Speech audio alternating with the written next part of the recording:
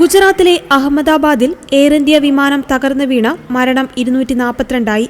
വിമാനത്തിലുണ്ടായിരുന്ന ആരും രക്ഷപ്പെട്ടതായി വിവരമില്ലെന്ന് പോലീസ് മേധാവി അറിയിച്ചു. സർദാർ വല്ലഭായ് പട്ടേൽ അന്താരാഷ്ട്ര വിമാനത്താവളത്തിൽ നിന്ന് പറന്നുയർന്നതിന് തൊട്ടു പിന്നാലെ സമീപത്തുള്ള മെഡിക്കൽ കോളേജ് ഹോസ്റ്റൽ കെട്ടിടത്തിലേക്ക് വിമാനം തകർന്നു വീഴുകയായിരുന്നു. ക്യാബിൻ ക്രൂ അംഗങ്ങളടക്കം വിമാനത്തിലുണ്ടായിരുന്ന 242 പേരും മരിച്ചു. മരിച്ചവരിൽ പത്തനംതിട്ട തിരുവല്ല പുല്ലാട് സ്വദേശി രഞ്ജിത ഗോപകുമാറുമുണ്ട്. എയർ ഇന്ത്യ വിമാനം ഇടിച്ചിറങ്ങിയ BJ മെഡിക്കൽ കോളേജ് ഹോസ്റ്റലിലെ 5 വിദ്യാർത്ഥികളും മരിച്ചതായി സ്ഥിരീകരിച്ചു. 4 മെഡിക്കൽ ബിരുദ വിദ്യാർത്ഥികളും ഒരു PG റെസിഡന്റുമാണ് മരിച്ചതെന്നാണ് റിപ്പോർട്ടുകൾ. വിമാനം ഹോസ്റ്റൽ കെട്ടിടത്തിന് മുകളിലേക്ക് വീണ് കത്തുകയായിരുന്നുവെന്നാണ് ദൃക്സാക്ഷികൾ പറയുന്നത്.